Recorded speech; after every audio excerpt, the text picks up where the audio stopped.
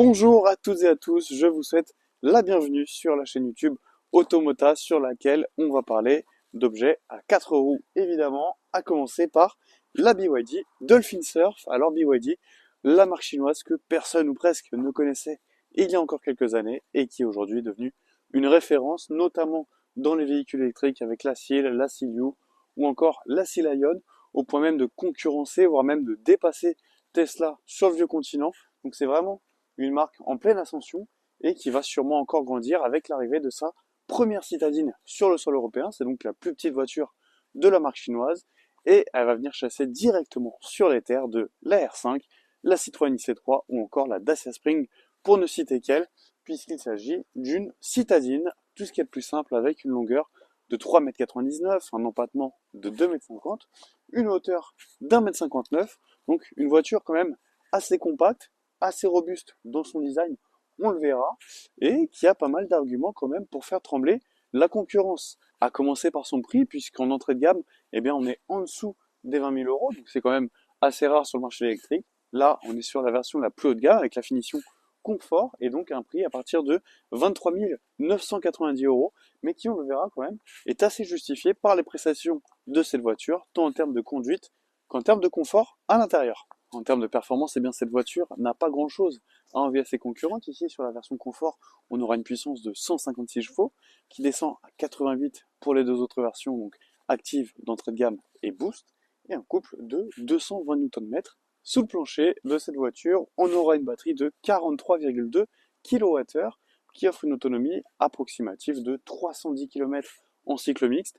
Donc c'est l'équivalent de la petite batterie de 40 kWh sur la R5 et on monte jusqu'à 460 km d'autonomie en ville, donc vraiment idéal pour une voiture citadine utilisée majoritairement en ville. Et donc avec cette batterie, on peut en théorie charger de 10 à 80% en 30 minutes, mais ça, on le verra un petit peu plus tard. Alors avec un look pareil, la Dolphin Surf n'a pas vocation à être discrète, surtout dans cette couleur lime green que je trouve personnellement très jolie, mais qui peut être un peu trop voyante aux yeux de certains. Alors ne vous inquiétez pas, il existe bien sûr des couleurs plus discrètes pour cette voiture, mais en revanche, la face avant, on ne la change pas, et c'est une face avant que je trouve très expressive, limite agressive avec ses feux triangulaires, mais pas tout à fait, ces lignes bien quand même assez marquées ici. La séparation entre le capot et la calandre, on retrouve le logo BYD en toutes lettres évidemment, et on a aussi ce gros bouclier en couleur noire qui vient casser un petit peu la face avant de cette voiture et la rendre vraiment très costaud, très imposante, une face avant très expressive que certains ont même comparé à celle d'une Lamborghini. Alors chacun se fera son avis évidemment, mais voilà, une face avant qui laisse présager bien de belles choses pour le reste et on va le voir tout de suite. Ce côté robuste et dynamique de la Dolphin Surf, on le retrouve évidemment sur le côté de la voiture, avec notamment cette ligne qui longe les deux portières et qui se retrouve vraiment juste avant la roue avant, mais on a surtout un autre bouclier noir, voilà, comme à l'avant, qui vient un petit peu casser cette carrosserie, et là c'est vraiment au sens propre, puisqu'ici elle est quand même un petit peu enfoncée sur elle-même, donc ça renforce le côté dynamique et robuste de la voiture. Au niveau des jantes, ici on aura des jantes de 16 pouces, donc qui sont de série sur la finition confort, et on aura des jantes de 15 pouces pour la finition entrée de gamme. Le dynamisme, c'est donc l'un des maîtres mots de ce design, puisque le toit ici plonge un petit peu vers l'arrière et est surtout prolongé par ce becquet assez imposant et qui contribue à l'aérodynamisme de la voiture, donc ça va renforcer un petit peu l'autonomie, au même titre que ces poignées de portière qui sont directement intégrées à la portière, donc c'est à la fois joli et pratique. Et dernière chose que j'aime bien sur ce design, sur le côté, eh bien ce sont ces éléments noirs brillants qui viennent encore une fois séparer le toit du reste de la carrosserie. Donc là, ça donne vraiment un style très affirmé à cette voiture. À l'arrière de la Dolphin Surf, on ne sera pas vraiment dépaysé puisqu'on retrouve un petit peu les mêmes codes qu'à l'avant et sur les côtés. Donc on a bien sûr parlé de ce becquet avec le troisième feu stop ici. Et l'autre chose qu'on remarque bien évidemment, eh bien ce sont ces longs feux qui se prolongent vraiment sur le côté de la voiture et qui sont reliés par un bandeau LED. Donc ça, on commence à le voir de plus en plus chez les constructeurs. On a ensuite, encore une fois, le logo BYD, le nom de la voiture, la Dolphin Surf. Et comme à l'avant, un bouclier assez proéminent, noir lui aussi. Donc vraiment, on a encore une fois cette cassure de la carrosserie et on a une voiture vraiment avec beaucoup de caractère, que ce soit à l'avant, sur le côté ou à l'arrière. Et je trouve le rendu global plutôt réussi. Alors maintenant qu'on a fait le tour du propriétaire à l'extérieur de la voiture, je vous emmène à l'intérieur où il y a aussi plein de choses très intéressantes à découvrir.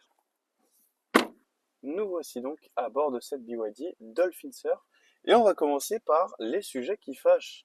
Et donc le point négatif pour moi, c'est l'absence de rangement au niveau de l'accoudoir central ici. Donc on n'a pas de trappe qui s'ouvre pour vider nos poches, il faudra passer par le porte-gobelet, donc le double porte-gobelet ici, ou encore cet espace de rangement qui est assez large, certes, mais quand même peu accessible, donc c'est quand même assez dommage de la part du BYD de ne pas avoir laissé un espace de rangement ici, mais on le verra, ça profite à l'arrière.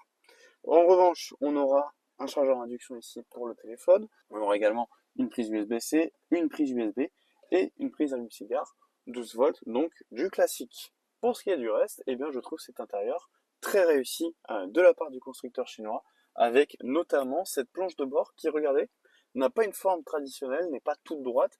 Elle va prendre un petit peu la forme d'une vague et c'est tout à fait normal et volontaire de la part de BYD, puisque la plupart de ces véhicules portent des noms d'animaux marins avec la Sea Lion et ici donc la Dolphin Surf, donc littéralement dauphin surf. Alors je vous laisse imaginer un dauphin qui fait du surf si vous voulez, mais en tout cas ce côté aquatique il est renforcé aussi par les écailles, voilà, sur les côtés, au-dessus des grilles d'aération que je trouve d'ailleurs très réussi, très soigné. Donc c'est vraiment un intérieur agréable, même si on a évidemment du plastique dur, il s'agit d'une voiture autour des 20 000 euros, donc c'est normal, on pouvait s'y attendre, et la plupart des voitures à ce prix-là comportent du plastique dur. Mais on a aussi ce matériau, voilà, un petit peu plus doux ici, qui vient quand même adoucir l'ensemble. Au niveau des sièges, eh bien, on est très bien assis dans ces sièges en cuir vegan, vraiment confortable. Sur cette version, on a droit à des sièges chauffants, des sièges électriques également, donc c'est quand même très pratique et très confortable. Le volant est lui aussi en cuir vegan. Alors je le trouve très joli ce volant, il ressemble à celui de la BYD Seal avec cet arrondi au milieu, et on aura quelques boutons dont on va voir l'utilité par la suite. On a également le droit à quelques rangements dans les portières et on retrouve aussi bien du plastique dur ici. Et voilà, ce fameux matériau donc, qui se glisse également dans les portières. L'ensemble donne donc un intérieur un petit peu biton qui correspond, je trouve, à l'extérieur. Donc c'est une proposition plutôt cohérente de la part de BYD. Ce qui peut perturber un petit peu les conducteurs, eh bien, c'est la présence de ces boutons ici. On a voulu garder quelques boutons donc chez BYD, mais on a fait ça sous forme d'arrondi. C'est vrai qu'au début, quand on ne sait pas trop et qu'on n'est pas habitué, eh bien, il faut quand même trouver ses marques. Donc voilà, il va falloir appuyer ici pour changer le mode de conduite entre sport, éco et normal. Ici, on a le sélecteur de vitesse. Donc pareil, il va falloir aller vers le haut pour la marche arrière, vers le bas pour la marche avant. Donc il faut quand même s'adapter. On a ici la molette de volume. Mais voilà, après quelques minutes à bord de ce véhicule, je dois avouer que c'est quand même très pratique et très ergonomique. Avec ces boutons, on peut aussi faire quelques réglages basiques sur la climatisation, mais pour le reste, il va falloir passer sur l'écran d'infodivertissement. Alors là, ça n'a pas forcément été pensé pour le style avec un écran parfaitement intégré à la planche de bord, comme on peut le voir sur certaines voitures. On a vraiment un écran qui se pose en plein milieu. Alors je le trouve quand même très pratique, très facile d'accès et plutôt bien intégré. Donc il s'agit d'un écran de 10,1 pouces et il comporte vraiment toutes les fonctionnalités dont on va avoir besoin, notamment Apple CarPlay et Android Auto. On va avoir tous les réglages de climatisation, le chauffage pour les sièges. On aura également accès aux différents paramètres de la voiture et notamment les ADAS que l'on peut désactiver assez facilement avec le raccourci qui est prévu. Donc voilà, notamment le lane assist et l'alerte de survitesse qui peuvent être assez désagréables. Ce qui peut être désagréable aussi, et c'est dû à cette petite caméra juste ici, c'est l'alerte d'attention du conducteur. Voilà, dès qu'on va avoir tendance à regarder un petit peu à droite à gauche, alors bien sûr, il faut au maximum regarder la route, mais ça arrive de tourner la tête, et bien on va avoir l'alerte qui sonne, mais ça aussi, on peut heureusement le désactiver, donc on peut vraiment le régler à souhait. Donc pour revenir à cet écran, eh bien, sa particularité, comme sur les autres véhicules de BYD, eh bien, c'est le fait qu'il soit pivotant, donc qu'on puisse le mettre à la verticale si on a envie, donc soit en cliquant ici sur l'écran, soit directement sur le volant, on a le bouton. Donc là, c'est vraiment un gadget de la part de BYD, c'est pas forcément super utile, et surtout, lorsque l'écran est en position verticale comme ceci, on ne peut pas accéder à Apple CarPlay ou Android Auto, donc c'est un petit peu dommage. Et sur cet écran, on va aussi pouvoir accéder aux données qui concernent la consommation électrique, donc ça c'est bien pour les personnes qui découvrent les voitures électriques, de savoir un petit peu notre consommation. Donc on peut la voir sur les 50 derniers kilomètres ici, voir les moments où on a beaucoup consommé, les moments où on a moins consommé, évidemment.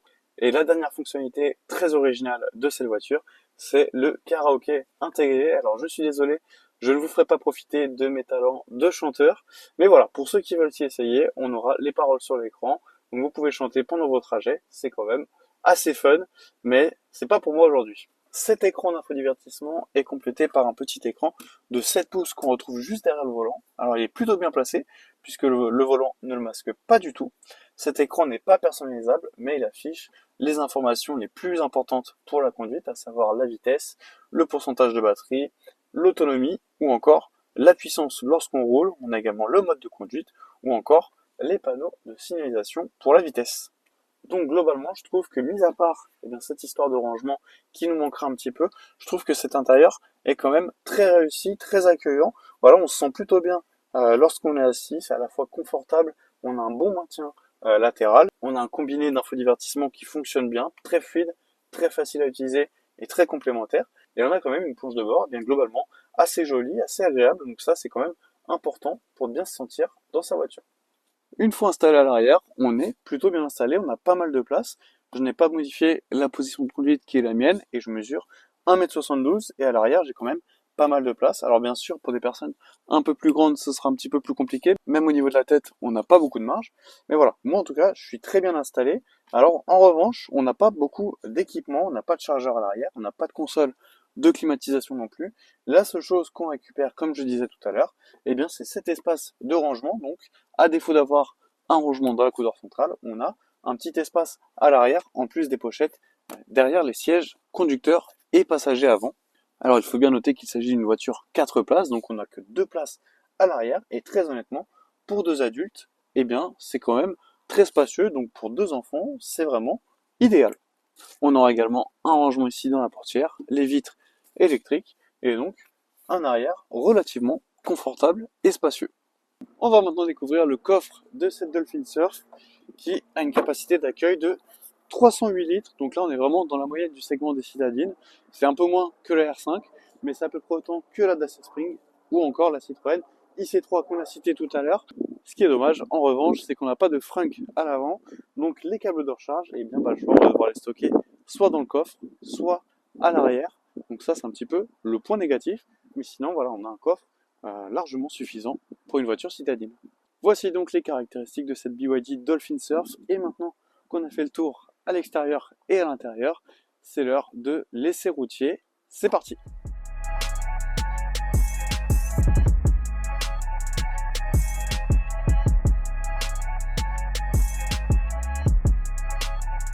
On est donc de nouveau installé au poste de conducteur et cette fois-ci prêt à partir. Donc on va tranquillement démarrer cette BYD Dolphin Surf. Et la première chose qu'on va faire une fois que l'animation d'ouverture est passée, c'est de désactiver les aides à la conduite, les ADAS. Donc en l'occurrence le lane assist et l'alerte de survitesse.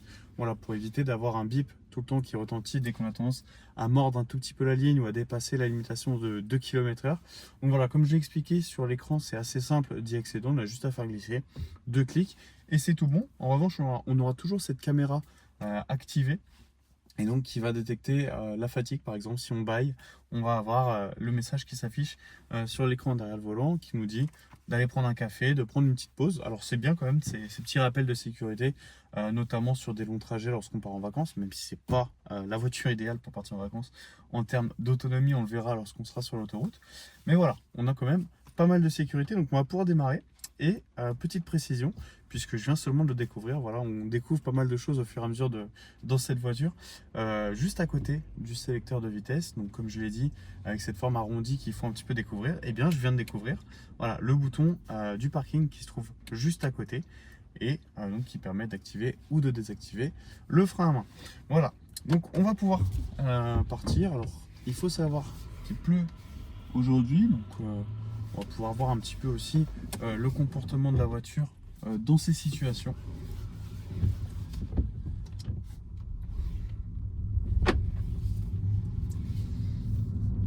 Et là on est en ville, donc c'est vraiment l'environnement idéal pour cette voiture.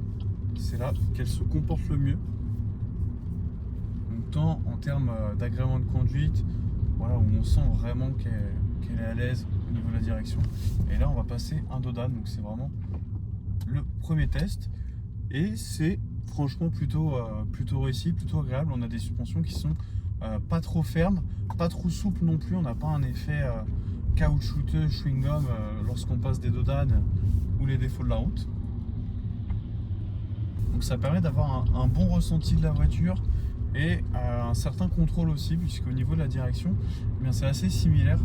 On n'est pas trop souple non plus et on n'a pas une direction trop rigide, où là c'est vraiment pas agréable. Donc on a quand même bien la voiture en main lorsqu'on roule, que ce soit en ville ou là lorsqu'on en sort. Donc là on a un gros virage en côte et la voiture réagit très bien également avec une bonne direction, et surtout derrière on a une bonne réaccélération. Donc on le rappelle, c'est une voiture qui a 156 chevaux, donc c'est quand même pas mal pour une citadine, et 220 Nm de couple, et on a quand même une bonne accélération, un bon couple dans cette voiture qui permet d'adopter une conduite pas dynamique, pas sportive, mais voilà, lorsqu'il faut accélérer, lorsqu'il faut dépasser, même sur route nationale ou sur autoroute, eh bien, la voiture n'a vraiment pas de difficulté. Et là, je dis ça en étant en mode éco, donc vraiment le mode pour éviter de brûler son autonomie trop rapidement. Et on le verra un petit peu plus tard lorsqu'on met le mode normal ou encore le mode sport.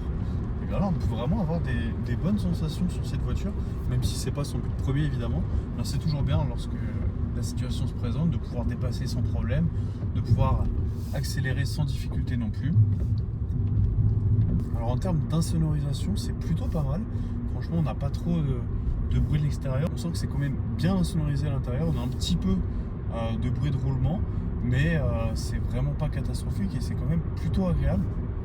Donc voilà, quand on veut profiter juste de rouler sans aucun son, ou alors quand on veut écouter de la musique, on n'est pas pollué par les bruits extérieurs, donc c'est franchement très agréable. En revanche, la voiture n'émet aucun bruit de l'extérieur, on n'a pas ce bruit artificiel qu'on a sur certaines voitures à bas régime, à basse vitesse. Donc pour les piétons, on a quand même une tendance à ne pas l'entendre, pas l'avoir arrivé. Ça m'est arrivé 2-3 fois en conduisant avec cette voiture de ne pas me faire remarquer par les piétons lorsque je suis dans leur dos, quand j'arrive derrière eux. Donc ça peut quand même être un petit peu dangereux. Une direction très précise dans les virages. Il faut appréhender cette voiture quand même, parce que même si elle est compacte, même si elle mesure que 3,99 m, et bien à l'intérieur on a quand même l'impression d'être dans une plus grosse voiture. En tout cas c'est mon ressenti. Je trouve qu'on est assez haut par rapport à la route, donc il faut quand même appréhender ce gabarit. Et une fois qu'on a appréhendé ce gabarit et cette distance, ce rapport à la route, eh bien on a quand même une très bonne visibilité sur le pare-brise à l'avant, sur les côtés également. En revanche, à l'arrière, la vitre est très petite, donc on n'a pas énormément de visibilité dans le rétroviseur ici. Alors petit point négatif, ou peut-être simplement à améliorer, c'est je trouve le freinage. Alors une fois qu'on est un petit peu habitué à la voiture, ça va mieux, mais c'est quand même difficile à appréhender. On a un petit peu l'impression que la voiture se laisse embarquer par son poids, et on met quand même un peu de temps à atteindre vraiment un freinage optimal. Là, on ressort de la ville, donc on va pouvoir repasser sur des routes limitées à 70-90 km/h, et on va activer le mode sport pour voir un petit peu ce que ça donne. Alors sans faire de grandes folies, mais voir un petit peu la différence de dynamisme de cette voiture, et aussi dans sa direction, dans son comportement global. Alors là, mode normal et mode sport qui est donc activé. Alors on le sent directement, on a le couple qui est légèrement amélioré. C'est pas non plus une différence très flagrante par rapport aux autres modes, notamment au mode normal. On ne passe pas d'une voiture citadine classique à une voiture super sportive, bien sûr. Il n'y a pas d'extravagance à ce niveau-là, comme on peut le voir sur certaines voitures au caractère plus sportif. Donc c'est tout à fait normal. Mais on sent quand même une petite amélioration. Voilà, dès qu'on met un petit peu le pied dans la pédale de droite, eh bien l'accélération est quand même très franche. Alors au niveau de la direction, eh bien c'est toujours très stable. Je rappelle que cette voiture est une traction, donc c'est les roues avant qui font le travail, et ça donne à cette voiture une très bonne stabilité, même avec une route un petit peu humide comme c'est le cas aujourd'hui, et même avec le mode sport et en accélérant un petit peu plus qu'à la normale. Je rappelle également que le 0 à 100 km/h de cette Dolphin Surf est abattu en 9,1 secondes. Alors ce ne sont pas des chiffres qui font bondir, mais c'est largement suffisant. On va pouvoir donc repasser à un mode de conduite normal et je voulais tester également avec vous la conduite semi-automatique. Donc lorsqu'on active le régulateur de vitesse ou le régulateur de distance et le lane assist, donc qui va permettre à la voiture de se maintenir dans la voie toute seule, mais aussi du coup de réguler la vitesse en fonction des voitures qu'il y a devant nous. Donc là on va l'activer à 80 km/h. Alors là on a juste le régulateur de vitesse classique, donc là il n'y a pas grand chose à découvrir. Mais voilà, lorsqu'on active donc le lane assist en plus de ça, et bien la voiture va conduire quasiment toute seule. Donc là par exemple, si je lâche le volant, la voiture va elle-même s'adapter en fait aux défauts de la route, donc que ce soit au gros virage ou au petit. Et au bout d'un moment, évidemment, lorsque je vais lâcher les mains trop longtemps du volant, la voiture va me lancer une petite alerte donc sur l'écran derrière le volant pour me dire de le reprendre en main. Bien sûr, cette conduite semi-autonome qui n'est pas faite pour qu'on lâche le volant pendant 2 heures, sinon vraiment ce sera une voiture totalement autonome. Donc c'est quand même le conducteur qui garde une certaine maîtrise. Je trouve que globalement, cette conduite semi-autonome, elle est très réussie, notamment au niveau du maintien dans la voie, qui nous maintient vraiment au milieu de la voie. J'ai regardé un petit peu sur la caméra 360, donc on peut activer à n'importe quelle vitesse, même sur l'autoroute, et en fait elle nous maintient vraiment donc entre l'extérieur et la ligne, donc c'est vraiment très réussi. De temps en temps, dans certains virages, notamment sur la gauche, elle a tendance à un petit peu mordre la ligne, mais c'est pas non plus, elle va pas se déporter sur la voie d'à côté. Donc vraiment, je la trouve très réussie. Et même sur autoroute, on le verra un petit peu plus tout à l'heure, lorsqu'on se déporte, lorsque le lane assist est activé et qu'on se déporte, eh bien il reprend vite la main. Il n'y a pas de temps d'adaptation nécessaire. En fait, il se remet directement dans cette nouvelle voie et c'est pareil, il va nous remettre bien au milieu. Alors il y a un cycliste qui vient de regarder avec beaucoup d'insistance la voiture, qui avait l'air très intéressé, très intrigué. Alors c'est vrai qu'on a tendance à l'oublier, mais on est quand même dans une voiture qui a l'image de ce qui se fait beaucoup aujourd'hui, comme avec la R5 par exemple. C'est une voiture qui se fait remarquer, tant par sa couleur que par son design, mais aussi par le fait que la marque BYD, comme je le disais en introduction, est bien quand même une marque récente sur le marché européen, qui n'était pas encore très connue il y a quelques années. Donc forcément, c'est une voiture qui fait tourner un petit peu la tête des passants ou des cyclistes, comme là ce fut le cas. Alors là, on est à l'arrêt, donc je vais en profiter pour vous montrer l'un des gros points forts de cette voiture, qui sont ses caméras, la caméra 360 degrés et la caméra de recul. Donc qu'on peut activer de deux façons. Ici, avec le bouton qui se situe sur le volant.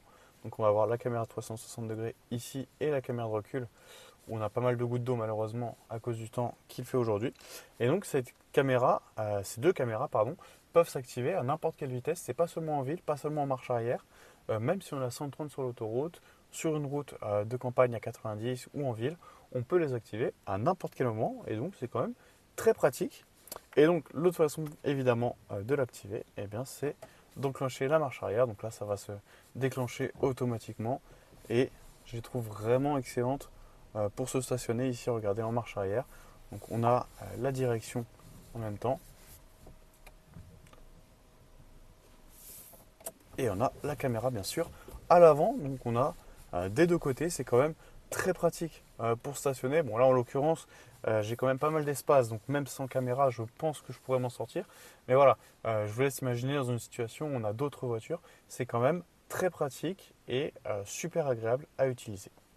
Alors maintenant qu'on a passé en revue toutes les qualités et les défauts de cette BYD Dolphin Surf une fois qu'on est à son volant, eh bien je vous propose de partir en essai un petit peu plus axé consommation. Donc on va voir la consommation en ville, sur route de campagne et enfin sur autoroute, afin de mettre des chiffres un petit peu sur tout ce qu'on a vu depuis le début et surtout eh bien, de voir quelle consommation on aura sur les différents types de routes. Et là on commence par de la ville, donc le terrain de jeu préféré de cette Dolphin Surf qui est une citadine.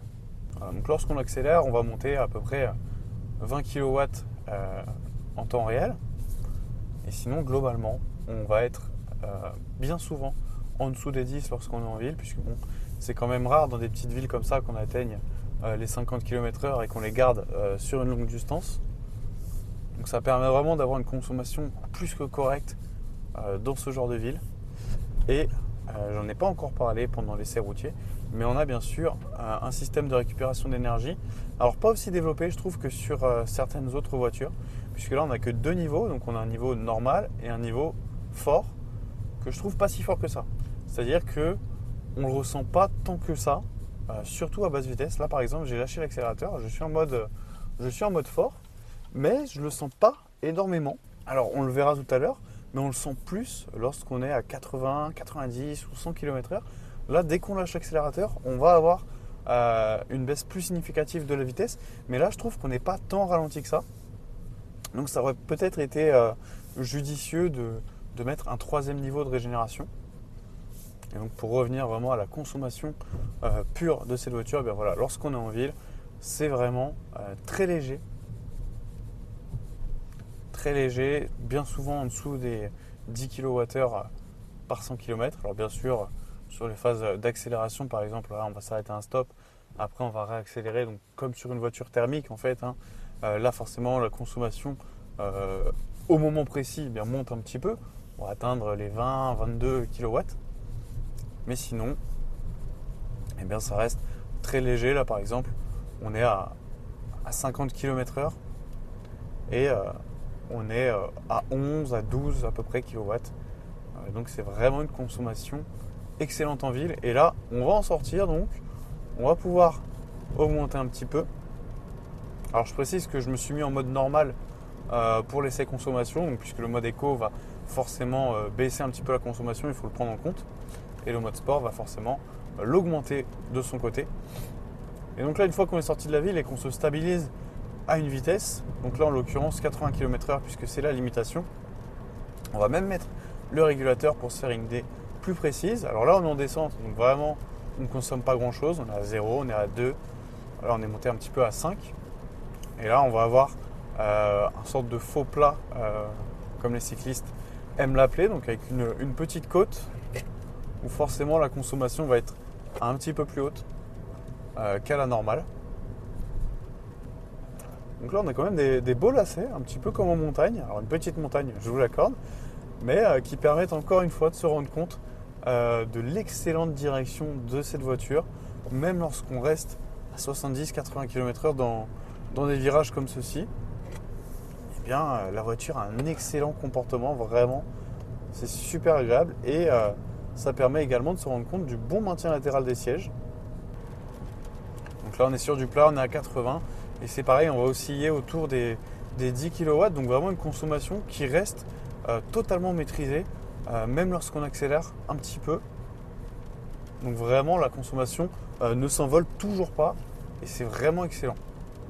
C'est vraiment excellent, donc ça donne une polyvalence à cette voiture qui ne se limite pas forcément à un usage citadin. Bien sûr, c'est son usage premier, il n'y a pas de doute là-dessus. Mais voilà, lorsqu'on la sort un petit peu de la ville et qu'on la met sur une route de campagne, elle est tout aussi à l'aise, tant en termes de conduite qu'en termes de consommation. Donc c'est vraiment, vraiment bien. Et là, comme je le disais tout à l'heure, du coup, on est en dehors de la ville, on est à 80 ou à 70 km/h selon les portions de route. Et comme je l'ai dit tout à l'heure, quand on lâche l'accélérateur, on va le sentir plus, ce frein régénératif, donc qui permet à la fois de ralentir la voiture sans appuyer sur la pédale de frein et de récupérer de l'énergie. On le sent plus que lorsqu'on est en ville. C'est un petit peu plus significatif. Je reviens aussi sur ce combiné de boutons, donc légèrement arrondi, enfin largement arrondi même, et qu'il faut apprendre à maîtriser. On a aussi une fonction très pratique, notamment aujourd'hui puisqu'il pleut, c'est le désembuage, donc rapide. Alors là, on va l'activer, ça va faire un petit peu de bruit, mais c'est très efficace. On a juste un bouton sur lequel on appuie, ça s'active directement. C'est un peu bruyant, mais après c'est facile, tout aussi simple à désactiver. Donc voilà, donc c'est le côté un petit peu pratique.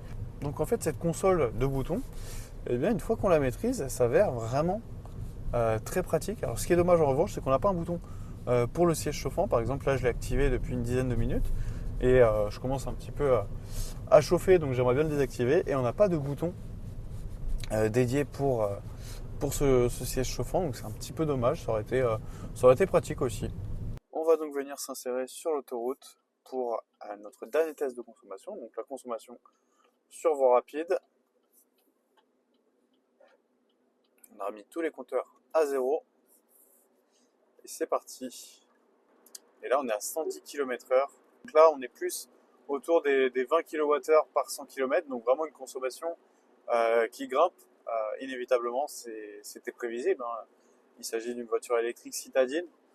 Donc déjà que les voitures électriques, de manière générale, peinent un petit peu sur l'autoroute en termes de consommation et d'autonomie, eh bien c'est encore plus le cas pour une citadine. Alors niveau insonorisation, j'en profite, ça reste correct également, surtout par rapport à une voiture thermique à peu près du même gabarit. On a toujours un petit peu de bruit de roulement, mais c'est normal et inévitable. Mais sinon, en termes d'insonorisation, on est quand même toujours pas mal. Mais voilà, donc c'est pas franchement surprenant de voir cette consommation s'envoler un petit peu, même si encore une fois, c'est pas catastrophique en termes de chiffres de consommation. Mais bien sûr, c'est pas une voiture avec laquelle on partira en vacances, ou en tout cas vraiment pas très loin. Alors là, il y a un gros ralentissement, donc ce test va prendre un petit peu du plomb dans l'aile, mais voilà, on a vu quand même que la consommation augmente et forcément que l'autonomie et la batterie de la voiture vont descendre de manière assez significative et que c'est donc une voiture qui va se montrer très à l'aise, que ce soit en ville ou en campagne, mais sur autoroute évidemment c'est plus compliqué.